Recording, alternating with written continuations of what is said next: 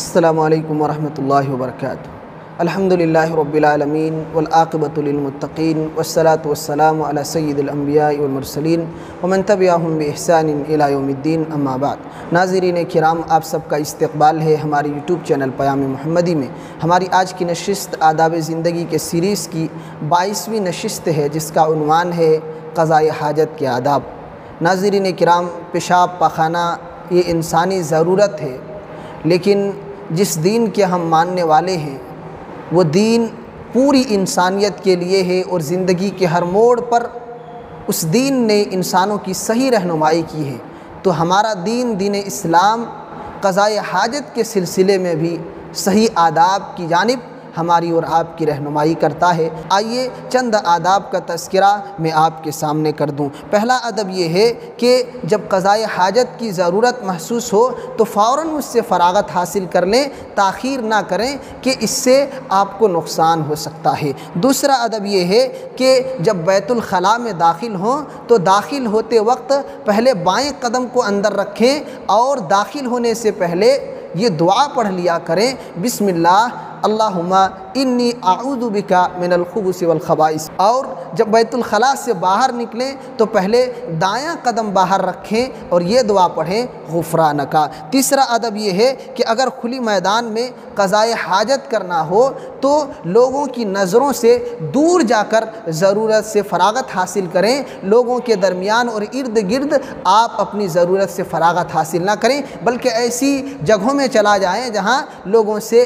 آڑ ہو رہا ہو۔ چوتھا ادب یہ ہے کہ کھلے میدان میں قضاء حاجت کرتے وقت اس بات کا خیال رکھیں کہ آپ اپنے پیٹھ کو یا اپنے چہرے کو قبلہ کی جانب نہ کریں، یعنی قبلہ کے جانب پیٹھ بھی کرنا منع ہے اور اپنے چہرے کو بھی کرنا منع ہے، بلکہ جنوب یا شمال کی جانب اپنے پیٹھ اور اپنے چہرے کو کر کے قضاء حاجت کیا کریں۔ نبی صلی اللہ علیہ وسلم فرماتے ہیں اذا اتیتم الغائط فلا تستقبلوا القبلۃ ولا تستدبروها، کہ جب تم قضاء حاجت کے لیے جاؤ تو قبلہ کی جانب منہ یا قبلہ کی جانب پیٹھ ہرگز نہ کیا کرو۔ البتہ اگر آپ قضاء حاجت کے لیے بیت الخلاء گئے ہوئے ہیں یا دیوار کی آڑ میں کر رہے ہیں تو ایسا کرنا جائز ہے، لیکن پھر بھی اگر آپ گھر میں بیت الخلاء بناتے ہیں تو اس وقت دھیان رکھیں کہ قبلہ کی جانب پیٹھ یا قبلہ کی جانب چہرہ نہ ہو، اسی اعتبار سے بنائیں کہ شک اور تردد دور ہو جایا کرے۔ پانچواں ادب یہ ہے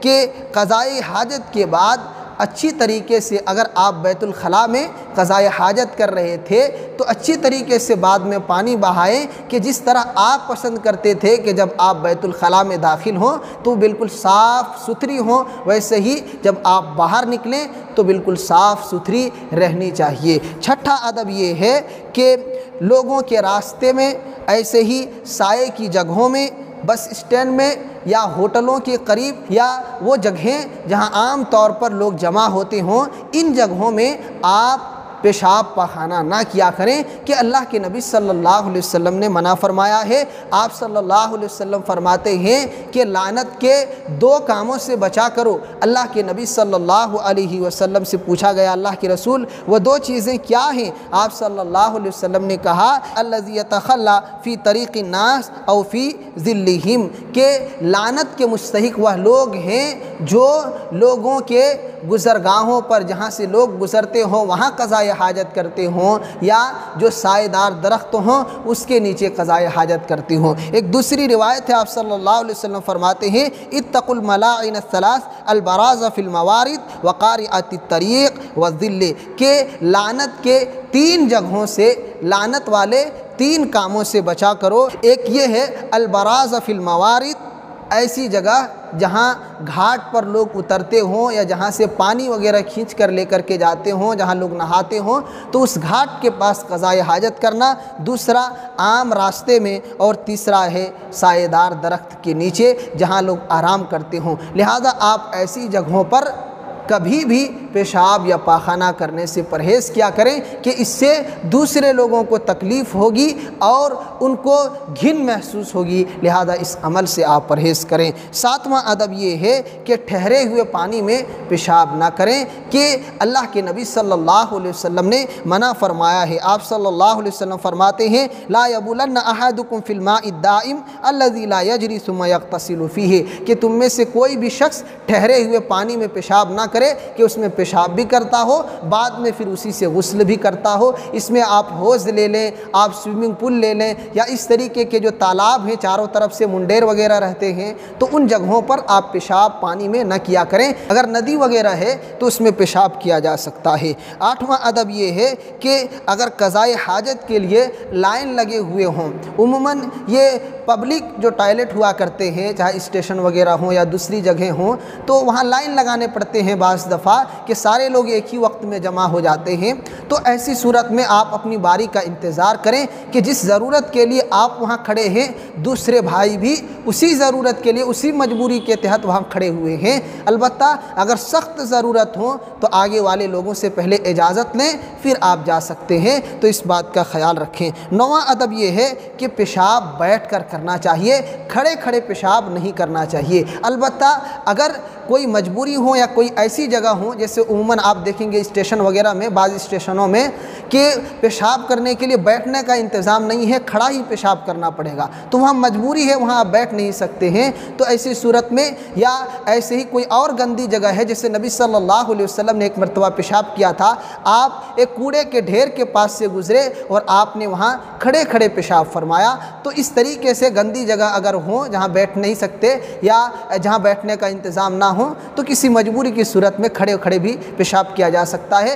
البتہ عام وقتوں میں خیال رکھنا چاہیے کہ آدمی بیٹھ کر پیشاب کرے، اور یہ بھی یاد رہے کہ اگر آپ کھڑے پیشاب کرتے ہیں تو کپڑے میں واپس پیشاب کے چھینٹے نہیں پڑنے چاہیے، اور ایسے ہی اگر آپ پیشاب کر رہے ہیں کھڑے ہو کر کے تو یہ خیال رکھیں کہ لوگوں کی نظر آپ کی شرمگاہ پر نہ پڑ پائے۔ دسواں ادب یہ ہے کہ پیشاب کر کے استنجا کیا کریں، پانی یا مٹی وغیرہ کا استعمال کیا کریں پاکی حاصل کرنے کے لیے، کہ جو لوگ ناپاک رہتے ہیں پیشاب کے چھینٹوں سے نہیں بچتے ہیں تو ایسے شخص کو قبر میں عذاب بھی ہو سکتا ہے، جیسا کہ اللہ کے نبی صلی اللہ علیہ وسلم کی مشہور حدیث ہے کہ ایک شخص کو قبر میں عذاب دیا جا رہا تھا پیشاب کے چھینٹوں سے نہ بچنے کی وجہ سے۔ اس لیے جب پیشاب کریں تو بڑے ہی احتیاط کے ساتھ اور پیشاب کر کے استنجا کیا کریں۔ 11واں ادب یہ ہے کہ پیشاب کے وقت دائیں ہاتھ سے اپنے شرمگاہ کو ہرگز نہ چھوئیں اور نہ ہی دائیں ہاتھ سے استنجا کریں،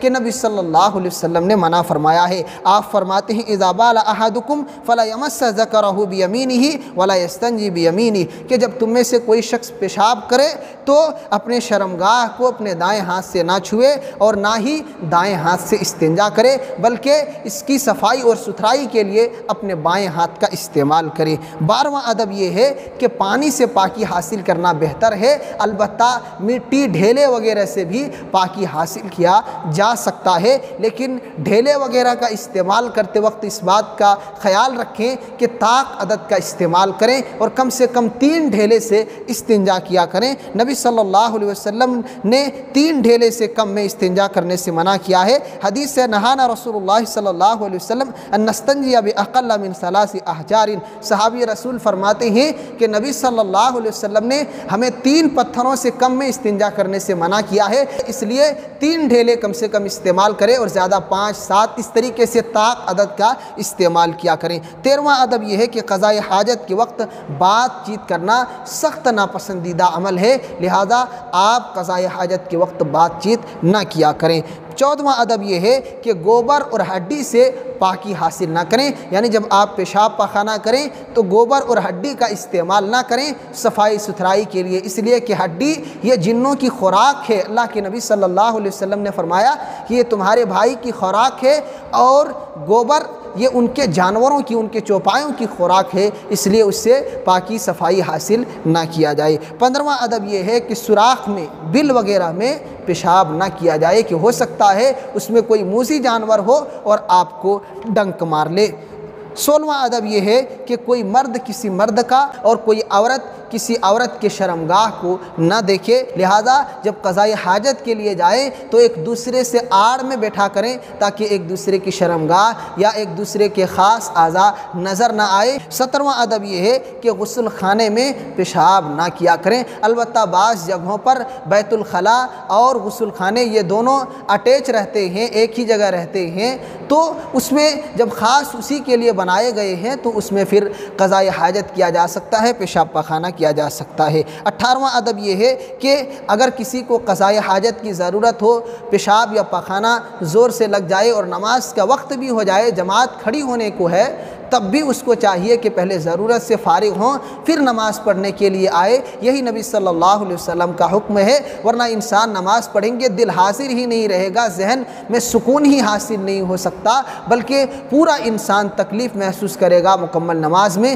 اس لیے پہلے سکون حاصل کرے، ضرورت سے فارغ ہو جائیں، پھر آ کر کے اطمینان کے ساتھ نماز پڑھیں۔ 19واں اور آخری ادب یہ ہے کہ قضاء حاجت کے بعد ہاتھ کو مٹی یا صابن یا دوسری چیزوں سے دھل کر صاف کر لیا کریں۔ ناظرین کرام، یہ اور اس کے علاوہ بھی آداب ہو سکتے ہیں۔ اللہ تعالیٰ سے دعا ہے کہ اللہ تعالیٰ تو ہم تمام لوگوں کو ان بتائے ہوئے آداب کی پاسداری کرنے کی توفیق عنایت فرما، آمین۔ ناظرین کرام، اگر آپ ہمارے چینل کے نئے مہمان ہیں تو آپ سے گزارش ہے کہ آپ ہمارے چینل کو سبسکرائب کر کے ہمارا سپورٹ ضرور کریں، اور اگر فیس بک پیج پر دیکھ رہے ہیں تو ہمارے پیج کو لائک اور فالو کریں، اور صدقہ جاریہ کی نیت سے اپنے دوستوں احباب میں بھی شیئر کریں۔ وجزاکم اللہ خیرا۔